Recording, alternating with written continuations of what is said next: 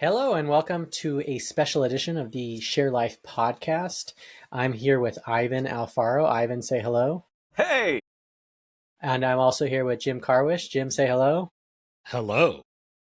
In this episode, we're going to dive into the topic of refuge seeking and emotional resilience. And we're going to do a little bit of reflection on the year 2024. What did it hold for us and how did we process it?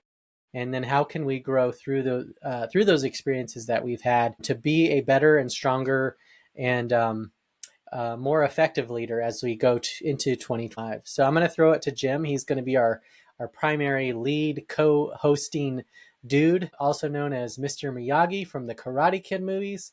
Jim, take it away. Well, if you're listening to this audio only, you don't get the magnificence of my new facial hair. I am someone who never had facial hair. I was always envious of others, and I finally just decided to commit to it.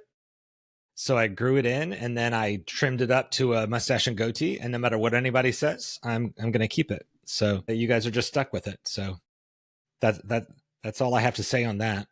All right, let's get going. Let's get going. So today we're talking about two concepts, and we're kind of bridging. We're transferring from one of these states of being to another. That's the goal anyway. And for those people who are currently in this state of refuge seeking, we're talking to you today, but really we're talking to anybody at any point in time who is refuge seeking.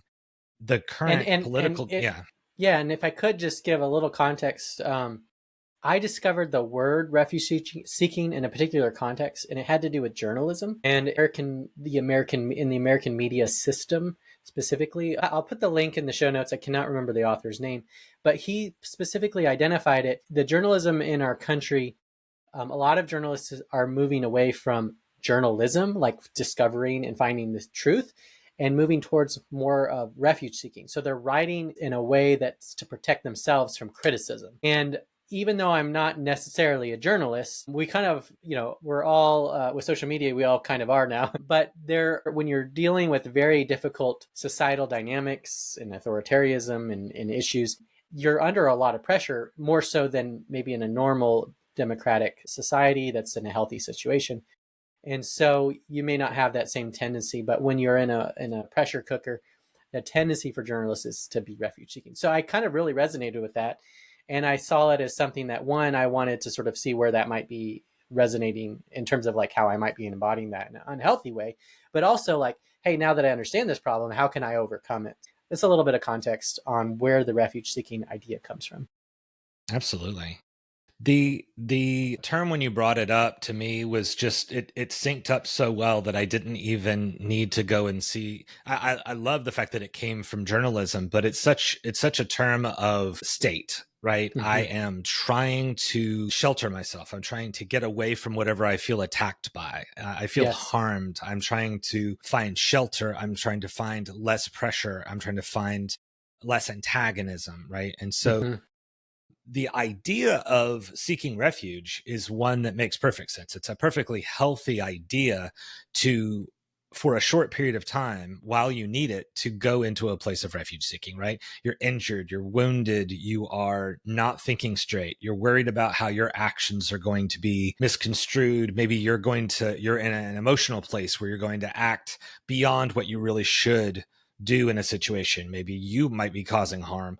I think we've all been in a situation before where we've gotten so overstimulated or so out of our comfort zone that we end up causing harm ourselves by reacting to harm. And so when we pull back and we try to remove ourselves from the situation, we are in essence doing a good thing. To begin with, right? To go into a state of refuge seeking is to say, I'll come back to this when I've healed up. I'll come back to this when I feel safe to be healthy and reasonable and not reactionary to what's happening around me. The trouble happens when people go into a state of refuge seeking and stay there. And that becomes their new current state with no expected return date, right? Yeah. Well, and there's I recently, a month ago or so, watched the movie Civil War, which is about a modern, telling of as if America went into a civil war. But there's like a part of the movie where there's like this little city that's they're like uninvolved in the Civil War, and their life from their point of view is pretty, I mean, it's as normal as it can be in that type of situation, but they're almost like in a bubble. They don't want to leave it. They go back out into the real world. And so that kind of came to mind when you're describing that. Curious to speak to my 5-year-old previous self. Like in the past, I wouldn't even care about being, or even be able to identify what a healthy transition is, or what, Mm, why should I even do that? Like, I'm a man, I'm supposed to be a lion, I'm supposed to just be tearing through walls, not sitting to think about anything, not letting my body catch up to my spirit. So why should I even look at that stuff? yeah, that's Well, good. yeah, the first thing, so I love metaphors, and so does Jason, and your metaphor of I'm supposed to be a lion, right?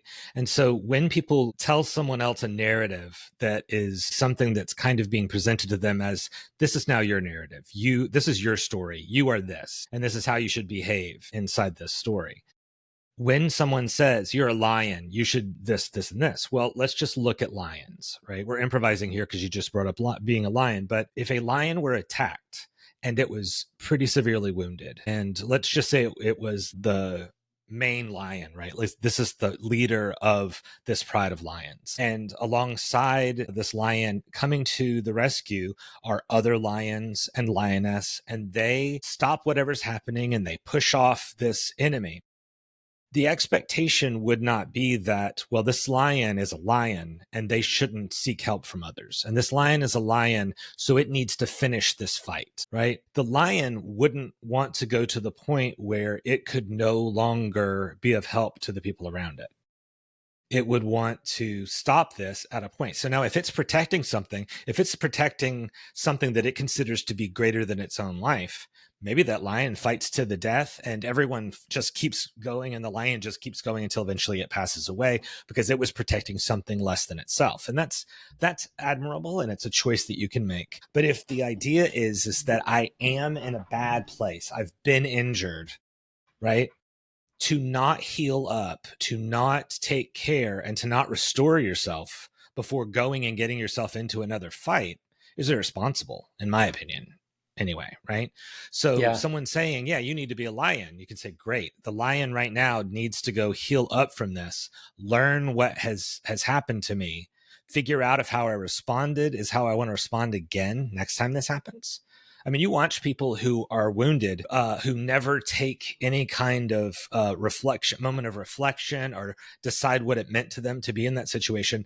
And they'll just repeat the same thing over and over again in every instance that seems like that one. And if nobody told them that wasn't the right way to respond, and they seem like well, okay, I mean, I felt big and I felt strong when I did that thing. And so, yeah, I got hurt, but that seems to be the right thing to do. Rinse and repeat for the rest of your life. And so now you're 45 years old in a bar bowing up to somebody because they said something, and you're not considering exactly what should my reaction be in this situation, right?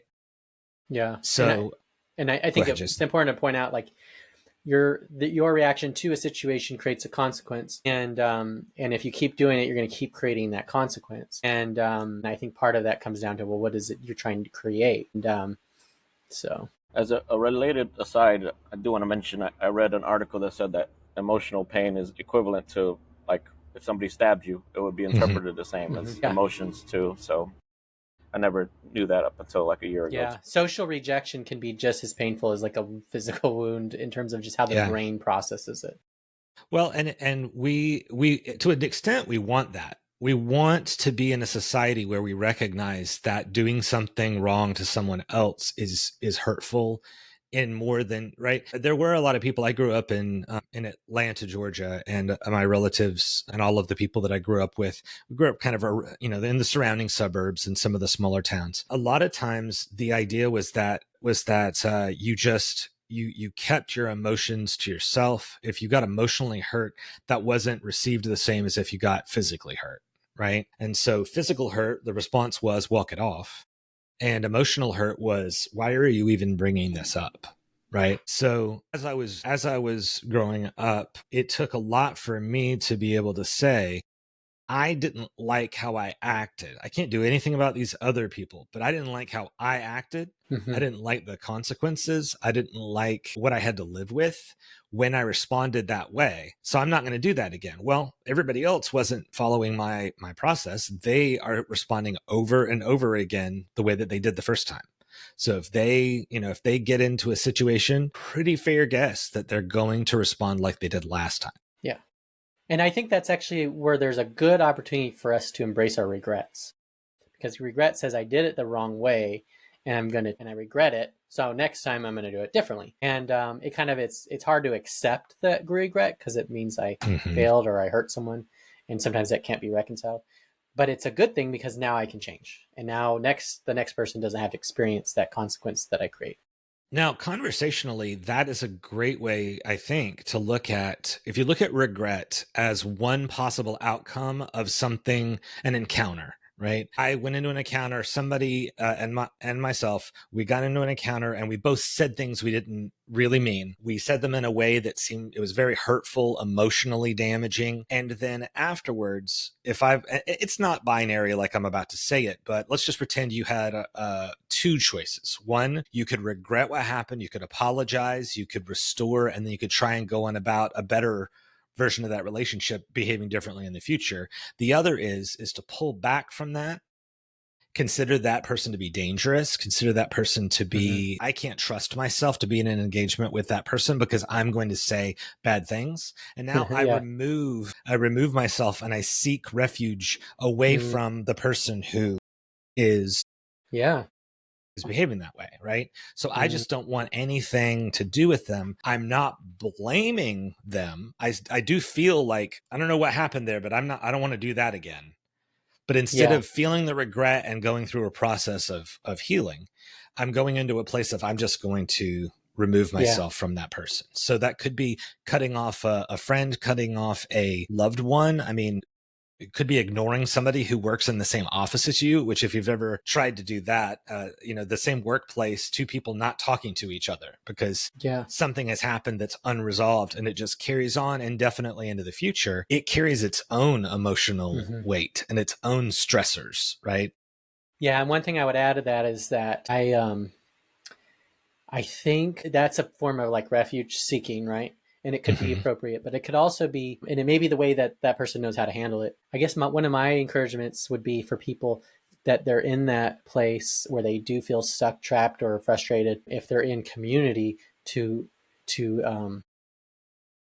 request of the community to participate in that processing. So maybe it doesn't change that you exit the group, but in other words, the individuality that we tend to have in America is like, okay, I'm going to figure this out myself, and then we either make the decision or don't. But I'm, I guess, trying to encourage us to actually involve other people around us as part of that process. Does that make sense?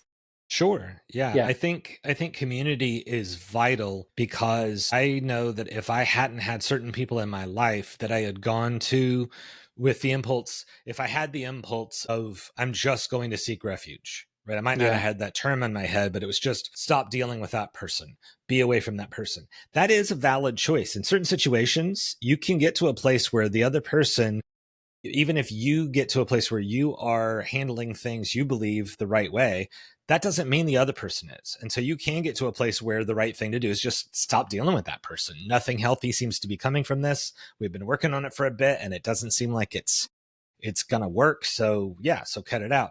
But for a first response to a situation to be refuge seeking and then staying there long term without any type of restoration, that can turn into a pattern in itself, right? And then just over time, you're just continuously refuge seeking and you get fewer and fewer people that are within your circle. And what I would add to that is, for that individual, if I keep leaving the situation, I might be getting the refuge, but I may not be seeing how I might be contributing to the environment that creates the thing that I then want to leave. That's right. That's right. And the victimization, if we go into it with, I mean, there is a whole section of cognitive biases where we are looking at the situation and we're seeing the other person solely as the problem. And so all of our deductions, what do I believe happened? What do I believe is true about us? If they are the sole cause and I'm protecting myself from any type of like, I don't own this at all. It isn't me that did this. It's them. Then now I've got two bad situations. I'm refuge seeking and also not taking any type of responsibility. And so what do I do in anything that I don't feel right about?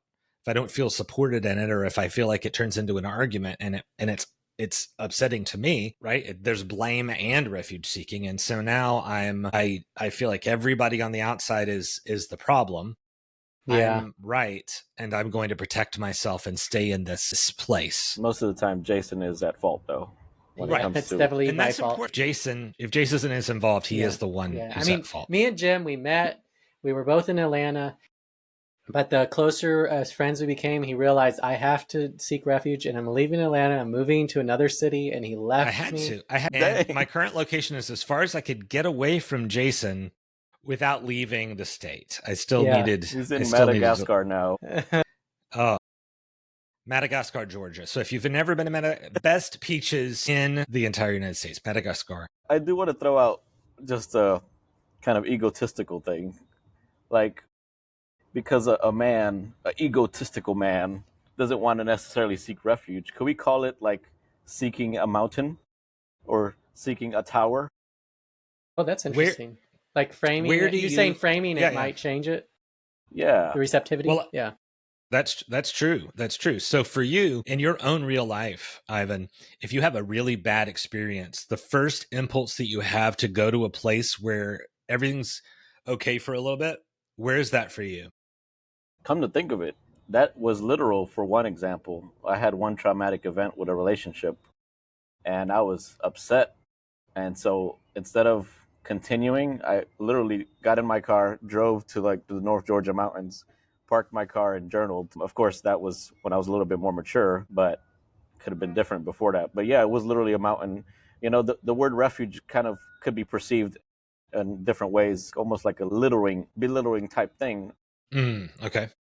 But I see, like, at my state, it doesn't mean anything because of my security in myself. You know what I mean? Well, I would. Yeah. Go ahead, I would just say there are times when it's healthy to refuge seek and times when it's unhealthy. So in terms of whether it's a good or a bad thing, it actually can end up being both, just depending on the context. Yeah. So Ivan, we haven't spoken that much, but when I talk, I think by talking a lot of times, right? And so I come to discoveries as I'm speaking, which isn't always the best way to do it, but it does seem to be my MO. Wax on, wax off. Oh, thank you so much. The thing that also happens when I'm talking and thinking at the same time is that I get images in my head. And so when you said that, the seeking refuge part, right? If we named it something else, it would be more acceptable, I think. And that's an important part of it. But if you do you consider boxing to be something that like is manly? Do you or have you ever thought of boxing as something that is like powerful and it's a physical manifestation of two men being, strong? I don't really see fighting in general as strong. I mean, I guess it's kind of cool. So the idea that came into my head there was there are moments within boxing matches where there is someone there to moderate. There is someone there to say, right now, that's enough. You guys go to your places where no one's going to attack you. Go sit on that stool. You get water. You get a towel. They check you out and make sure that any of your cuts or anything that's open, maybe it needs to be sutured or something like that real quick, or something's put on it so it doesn't get worse. They check your eye and see if can we get your eye back open again so you can see. And during that time, you don't have the other boxer charging across the ring and beating up on the guy more. There is a moment where it's like, okay, I'm going to go to my corner. And that's an okay thing to do right now. That's an acceptable in our culture in this particular event. That is okay to go. And so we wouldn't say seek refuge because that, right? Like we don't want there to be a stigma to the word and for that to people to not seek any type of, growth in their life because they didn't like refuge seeking. So if we looked at it and we just said, just go to your corners, right? Don't look at each other for a minute. Don't talk to each other for a minute. Let's get this calmed down. Let's check the wounds. Bring the anger down for a second, and right. That seems to me like a way that sport, and if you use it as a metaphor, that humans have figured out, like, okay, yes, you could continue to wail on each other until one of you is dead, but that's not actually what we want here. Mhm. We don't actually want this to end with someone dead and someone else in prison, right? What we want is this boxing match. Yeah. Right. So I think to a certain extent, yes, men who want to be strong men can continue to be strong men as long as the way that they communicated about it, that their narrative can accept it. Right. So the narrative of being a strong man is important. Right. And yeah. Well, and what you kind of emphasize is what's the vision, the end desired outcome of the boxing match, and why are they going to the corner? So if they're going to the corner to take a break so that they can come back to the challenge, right? That's right. And then to hopefully overcome the challenge. And so I think the way to think about refuge seeking is it's a way to avoid the challenge in a lot of cases. It's a way to either be confused and just pretend like there isn't a challenge. It's to avoid the challenge. It's to run away from the challenge. It's to create another challenge so I don't have to face that challenge, whatever it might be. That's a different thing than going to seek refuge for the purpose of rejuvenating to go back out at the challenge. Does that make sense? Yeah. Yeah. If I'm not in a place right now where I can continue, I mean, let's take it from physical to purely mental with words. If I'm in a debate with someone and the two of us get to a place where we're no longer really, it's not a healthy debate anymore. Now it is an abusive situation of screaming profanities and being hurtful and doing all these things. Well, if you're in a situation where it just happened, you didn't really plan to go there and try to get the other person to think differently about something, like it wasn't supposed to be a debate, then maybe you just find yourself in a verbal fight. And so because you're just in it, you fight, right? But sometimes we're in situations where we intended to have a regular conversation with someone, right? This happens with people that are married a lot, people that coexist in the same space. They start out with good intentions, but then they get to a place where they recognize, whoa, we are now in an all-out brawl. And if we don't separate for a second and calm down and get our bearings and figure out what we actually want in this situation, and then go back to get what we want, right? Because you can get back into a conversation with someone. I think a lot of people in the world, once they've been in that bad situation and the bad argument, they just repeat that pattern. And so every time they bring up that topic again, it just goes right back to where we left off. It's like you press pause on a video game and you go back into yelling and screaming at each other. So to recognize that no matter how strong and capable, and no matter how much of a leader, and no matter how competent you are, and all of these things put together, right? A really great leader, it doesn't mean that there is not a place for removing yourself from the situation, taking stock of how you're doing, how they're doing. Am I getting what I want out of this, right? Did I lose myself in it? What the heck just happened? How do I stop that from happening again? Right? Where did I go wrong? Where did they go wrong? So there is this place, and essentially what we talked about when Jason rephrased it and said, go away, take stock, figure out whatever it is that you need to heal up a little bit, and then go back to the challenge. What we're really talking about, that is emotional resilience, right? We are learning through the process. So if you watch people that are not emotionally intelligent in boxing, and I brought up boxing because that was the first image I had in my head of people being manly, but in any situation, if you watch men who are trained at a particular thing go into a situation and then the other person gets in their head and makes them upset and gets them off balance, and now they're not performing at their best, right? Now there's a mental situation. And what you watch in a lot of things, sports is a really easy one for us to go to. The coach is there, and the coach calls the person over, and they'll grab them by the shoulders and they'll look in their face and they'll say, "Guy's getting in your head. You're not playing your best game right now. You need to get back out there, and here's how you need to behave. You're behaving as if somebody just like stabbed you. You're fine. You're going to be okay. First, calm down. Then recognize that that guy who's saying stuff to you is saying anything. He's throwing spaghetti at the wall, seeing what'll stick. He's just throwing a bunch of different insults. When you listen to him, it's just noise, right? He is just shooting noise at you to distract you, to get you off your game. So now as you recognize, oh, now I recognize what's happening in the situation. I'm not as angry as I was before. Now I recognize what's happening. I can go back out there and I can perform better. Right. So does that, I feel like we went on a couple of little journeys there, kind of little offshoots awesome. of this. Yeah, very powerful stuff. Yeah. So now that we're in the portion of this that is emotional resilience, I think it's also a component of men's lives, depending on who's raising them and who's speaking into their life. It's possible that the message could be there, like, we're not going to talk about our emotions. That could be a component. We're not going to deal with them. We're going to pretend they don't exist. We're going to shove them down. We're going to whatever, we're going to just deaden them, perhaps to the point where there isn't as much to respond to.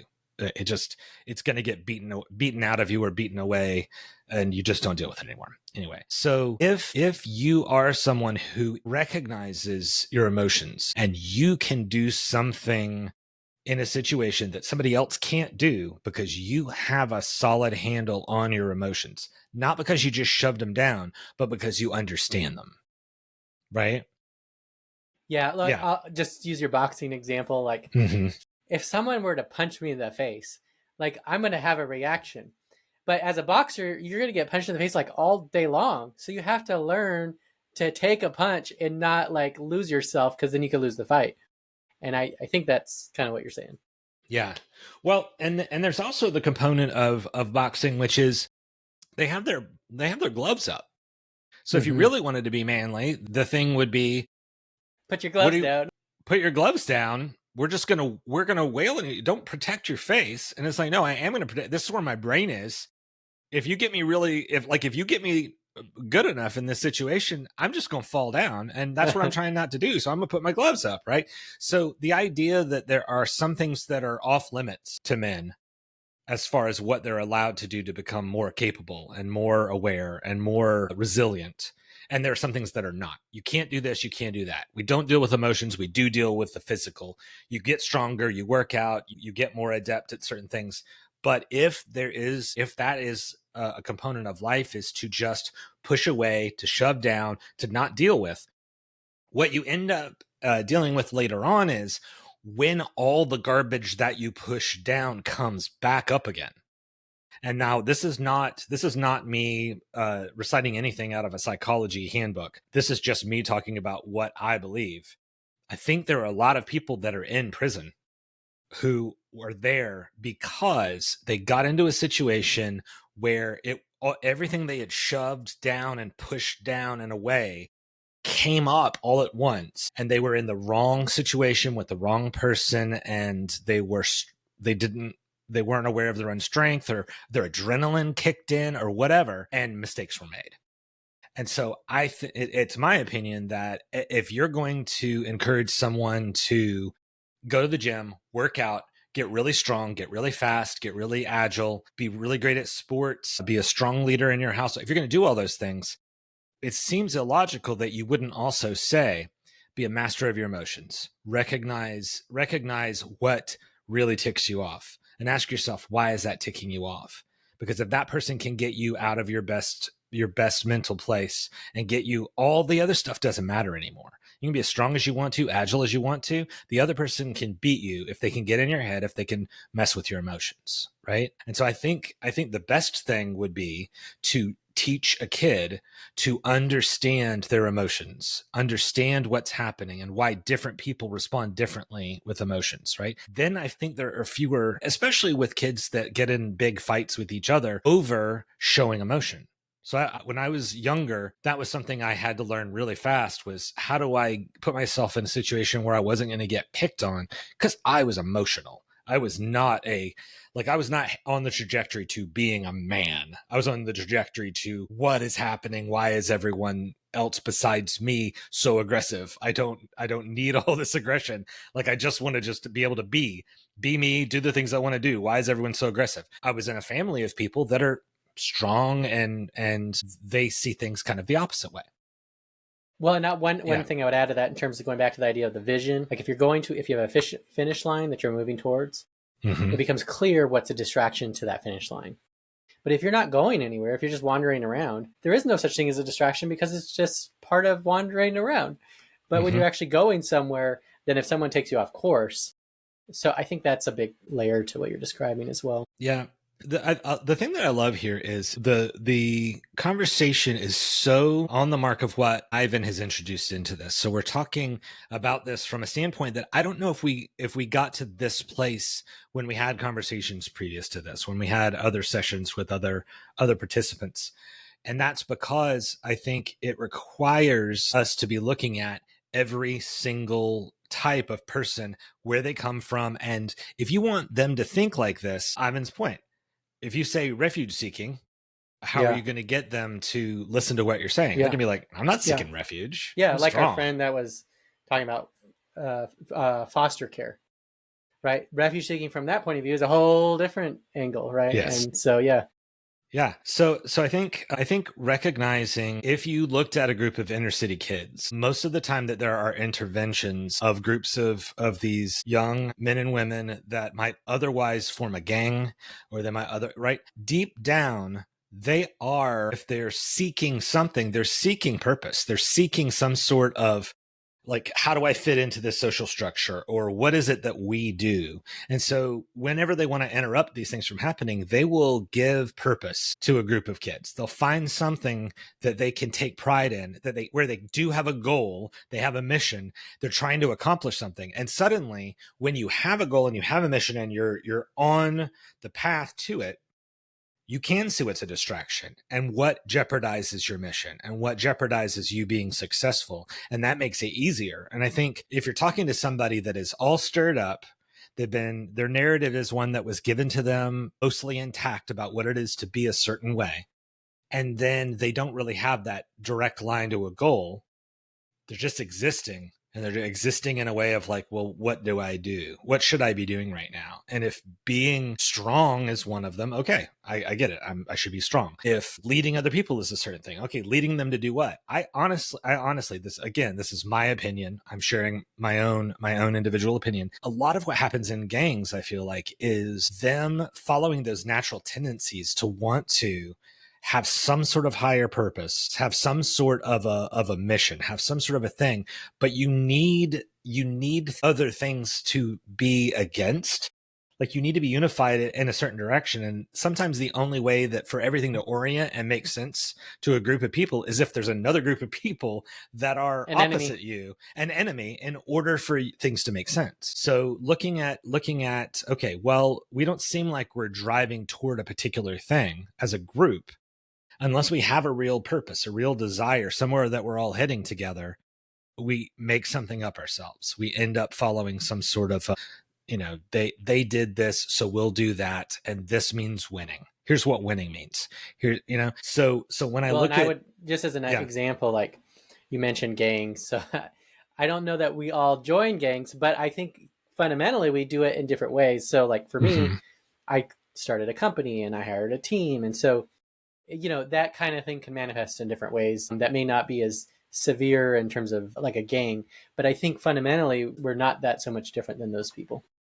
Yeah. And what I'm really going for here is the fact that Ivan's brought up these things. I think the idea is that it's all about getting back to the core human for everybody, to recognize what it is that they really want. And if what they want is respect, if what they want is to feel competent, if what they want is to have something that's worth fighting for in life, if they want family, if they want a really good career, any of these things, that if you don't decide for yourself, a lot of these things kind of get decided for you and around you.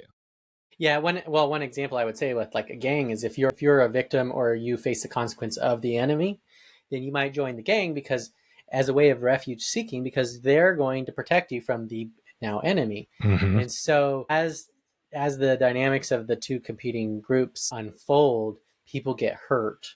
And then those people then sort into the different groups so they don't want to get hurt again. Connection to the gang side. Tupac said it pretty succinctly. He said, they showed a young brother love. So because they can't have a good family household dynamic, they got to go externally, even if it looks super awful and atrocious and involves sometimes murder. It's still Mhm. better than them being essentially castigated all the time at home, made out to Alienated. feel like jerk faces. But yeah, Yeah. There's a context of which they can be a hero or, yeah, have a positive feedback from their peers.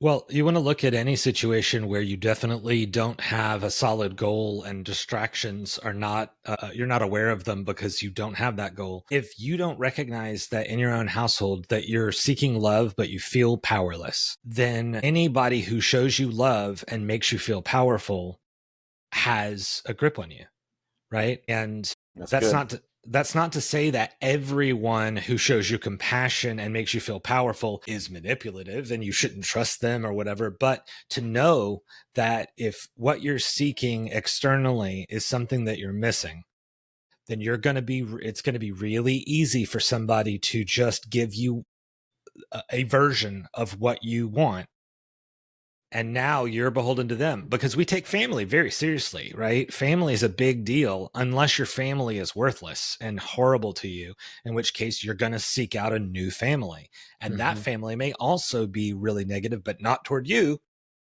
Mm. right? And so Preach now, it, Jim. Preach it.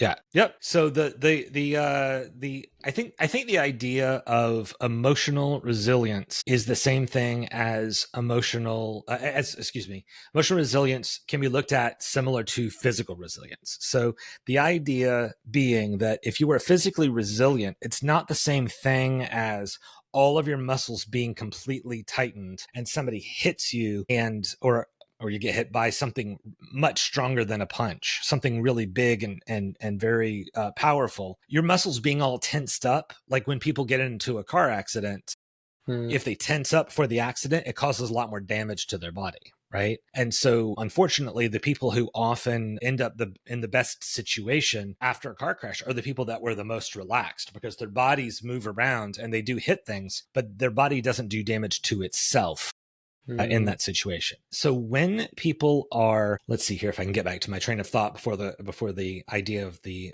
car accident. When someone is physically resilient, it is not about being able to withstand a punch without flinching, without being able to withstand a punch and stay stiff and strong. The idea of physical resilience is that whatever happens to you, when that thing has happened, that you return to the original form. And you are resilient because you're not broken. You are Or coming deformed. back. You're not deformed. You are now back to original form again, right? So the test of your emotional resilience and the test of your physical resilience, a lot of times, if your response is to bow up, to tighten your muscles, right, you end up getting so hurt from the encounter that you can't come back from it. So the idea is to being resilient doesn't just mean letting someone hit you and hurt you. Obviously, if you watch people in a boxing ring, they're moving around and they've got their gloves up and they're doing all kinds of different fakes and different things to confuse the other person to try and win. The idea is that if you can't come back from this fight and box again, what was the point in anybody investing time in you as a boxer, or you trying to make a career as a boxer? You have to be able to come back from this again. And the best way to come back would be you come back from this fight stronger than you were the last fight, right? Or you come back like everybody looks at you and you're like, wow, this is a month later. He doesn't even look like he took a punch last month, right? Like he's been. So where did he go to come back from what happened, right? He was all sliced up, all swollen, very disfigured. He was, he got to the end. Maybe he won, maybe he lost, or whatever. But he knows he's going to have to do this again, and he knows he has to be able to come back from bloody and beaten and down to his current state or his previous state again, right? Yeah. And so we know what we need to be able to do in that case. We also need to do that with our emotions. We need to be able to come back from whatever emotional encounter we had to the place we were before or better. And if we can't do that, that's where we start having the problems. You were about to say something, Jason. Yeah, I have this picture of this river, and I'm on one side, and there's a bridge, and there's a bunch of people on the other side, and there's a bunch of trolls underneath it. And I'm trying to get to the other side to reach those people and then bring them back. But the trolls are like doing all the things they're going to do to try and stop me from crossing the bridge. Mm-hmm. And that's part of the journey. And then once I get to the other side, and I talk to these people, and I say, "Hey, let's go back." Now the second dynamic is, as I'm walking the person back to the other side, the trolls are now talking to that person, saying, "Oh no, you get back on that side. Don't go with them. Don't go with them." And so those, like, there's just kind of a couple of layers there. One is like being able to sort of take the assault of the trolls, but then it's Mm-hmm. also learning how to teach other people to do the same thing so that they don't, out of fear or contempt, go back into under the control of the trolls. Yeah. Yeah. The idea that anybody who says something to us that we don't like, they say something about us, and it hurts us because they have identified something that perhaps we feel like, I'm proud of this thing, or I am supposed to be better than what you're describing, and you're making me angry by saying the things that you're saying. Yeah. I'm identifying that you are making me less than, and that's making me angry, right? Yeah. And so one way to deal with that is to go fight. Another way to deal with it is to leave. But another way to deal with it is to recognize that the way that they're speaking, just like we were talking about on the football field, where somebody's just trying to get in your head, they're saying things in a way that is designed to make you upset. And so if you can recognize, it's not easy to do, it takes a lot of practice to be emotionally resilient. But if you can come back from this encounter ready to hear something that you don't like and not let that stop you from what it is you need to do next, not distract you, not make you leave, or go ahead, Jason. Well, and I think that's where I think there's an acceptance of, in a disillusionment, I think that's necessary. That's hard. Because when I just think about some people that I interact with, I want to discover the truth and I want them to discover the truth.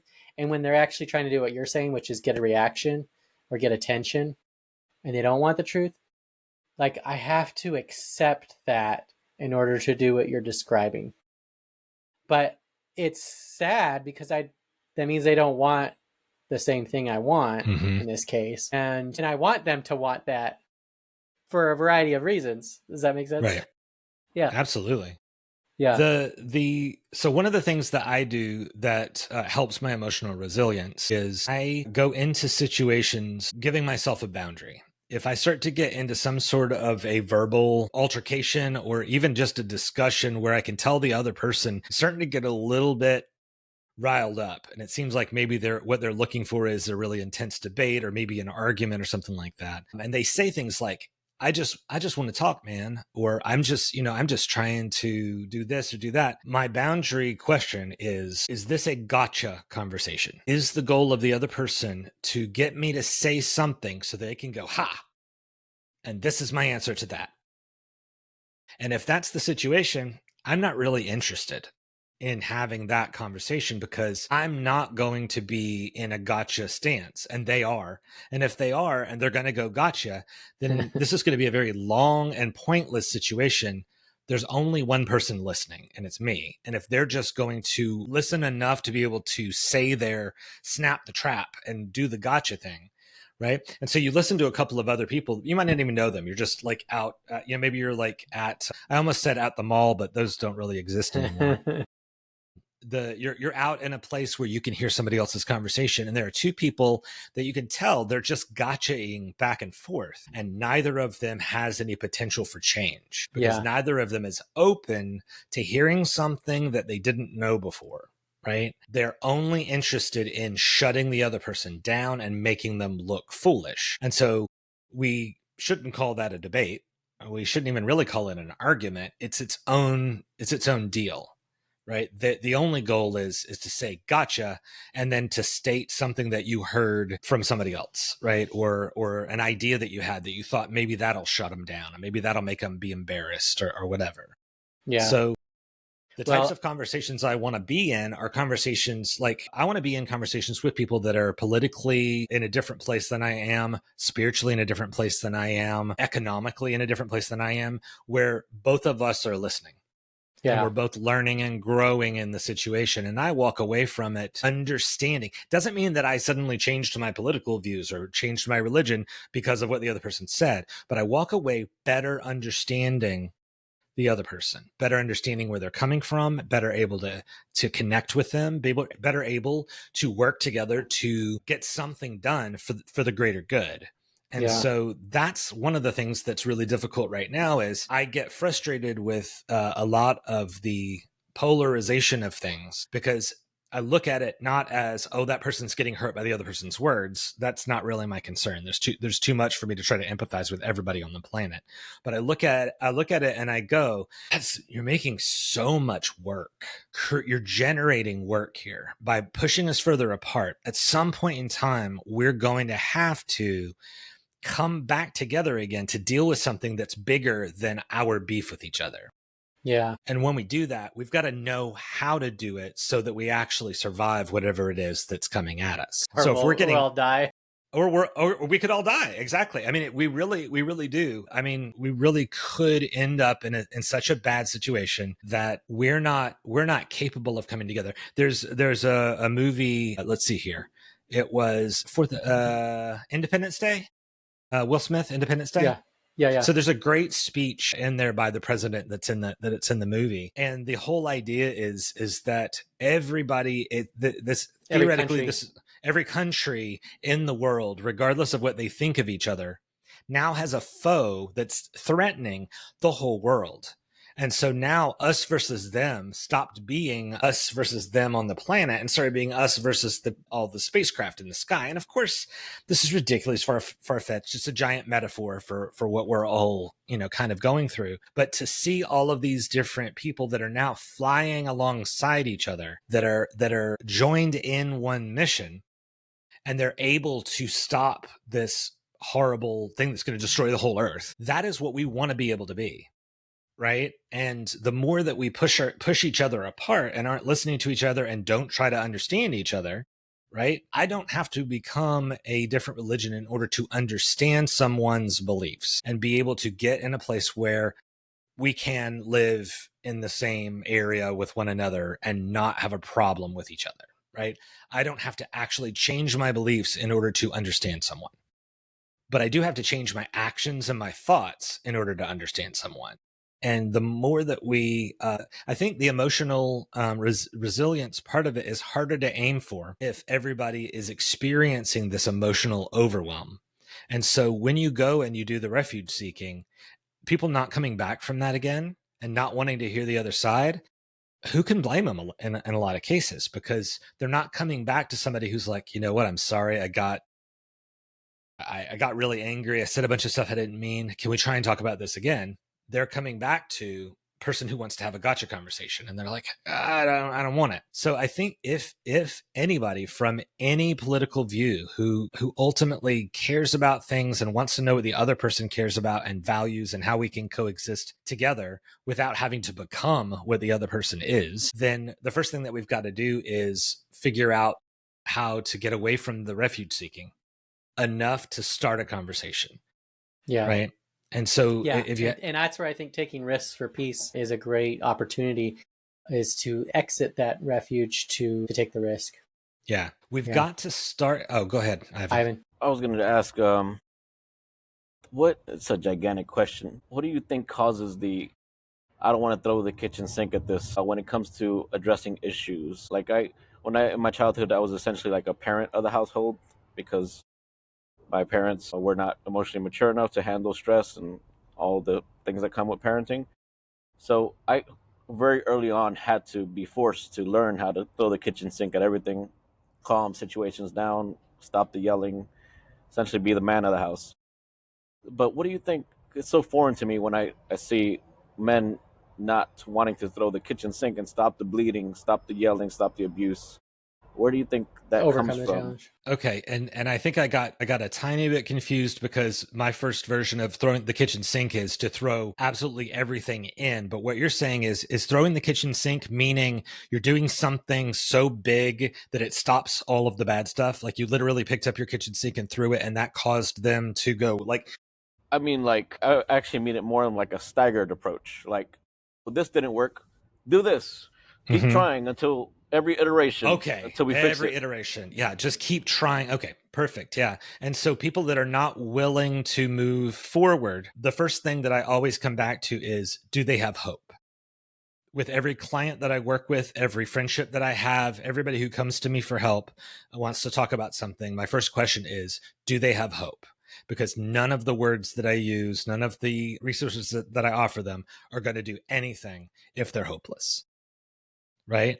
And so if they've got themselves to a place where they truly believe that there is no hope in making the situation better, they will give up. That's huge. Yeah. Yeah. And I'll really, throw this out there too, just something I read anecdotally from somewhere about the Holocaust survivors. The difference between the survivors and the non-survivors were those that believed they'd be rescued and those that believed they would not be. I don't know how prominent that was, but that was at least true in some sense. Yeah. Yeah, and you're that everything that I do. If you've heard me bring it up a few times here, my whole career is based on the concepts of the narratives that we have in our head and what those narratives are doing in relationship to the actions that we take. And so you can be taking all the wrong actions because you've got the wrong story in your head. But if you look at the Holocaust situation, you look at those that believed that they would be rescued, they have a narrative that includes hope. They have a narrative that includes a picture of some military force besides the one that had them captive coming into the scene, stopping everything, pulling them away, like taking them to a place of safety, restoring them. And all of their actions are going to be in alignment with that narrative. And so if it's do I really work to try and make sure that everybody has enough food and that it's equally, it's equally shared amongst the group here? Like that only matters if we're making it out of here alive, right? Yeah, I'll throw out one example. 13, when I went through my Sabbath year with my marketing company, and I ended up deciding to shut it down. I went through I ended up, as a result of that, a bunch of emotions came, and anxiety being one of them. And I had hope kind of before that came, so I was able to sort of hold on to that. But there was so much anxiety in some of those times that I was like, if this is how it always is, I don't know how I could continue to endure it. And so I could see someone in that place without hope, like going in a really bad place. And I certainly went to my dark places, but I could see going, like some people even go really dark.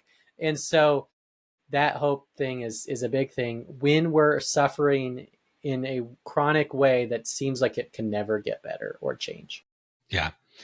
And I have had clients that have come to me at the beginning who described their hope or their lack of hope in different ways. And what was really interesting was in one of the cases, the person wasn't truly hopeless. They had just gotten to a place where they felt like they had enough data that this was not going to get any better, but they still had enough hope and enough curiosity to talk to me.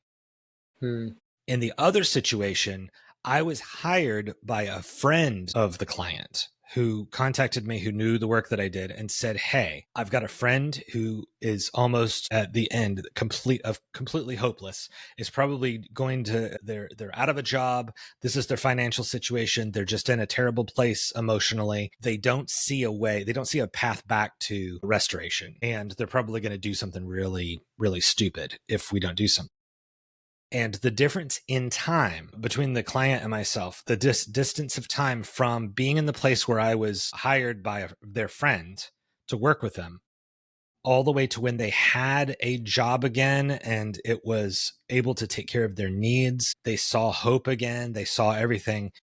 3 months. And the difference between hopelessness and where we are fully restored, sometimes it's not even that far. Sometimes it's not even that long. We just can't see it because it's not a part of our narrative. We don't see the possibility for it to exist. And so we don't believe it exists, right? And so once you give up, 100% throw in the towel, it's a very dangerous place. It's a dangerous place for you. It's a dangerous place for the people that are around you, the people that rely on you. And so I'd say when we were talking earlier on about the strength of a man, and we think of the strength of a leader, one of the things that's necessary in order for that to somebody to keep going is hope, right? And so if you can take away someone's hope, that seems like the ultimate way to defeat an enemy is to truly ruin them by removing their hope. Yeah, because I think what I would say without hope is you succumb, and you either succumb to the enemy, you just join them, you become a part of them, or you just end yourself, or however that might manifest. But it's interesting because Peter, the apostle who followed Jesus and started the church of Christianity, he says, "But in your hearts revere Christ as Lord. Always be prepared to give an answer to everyone who asks you to give the reason for the hope that you have, and do so with gentleness and respect." And so I actually have a page on my website. It's like, these are the reasons for my hope, right? And I think they're sort of, for me, it's like there are these fundamental bedrock reasons for hope that are sort of transcendent to any suffering or death or tragedy, and a redemption that sort of undergirds even all that.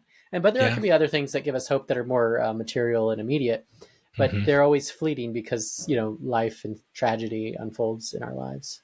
Yeah. That seems like a good stopping point to me. Yeah, well, that sounds good. Well, thank you so much, Jim, for sharing your wisdom, and Ivan for sharing yourself. And this has been an episode of the Share Life podcast, and we've enjoyed sharing some of our life today with you. Great. Good stuff.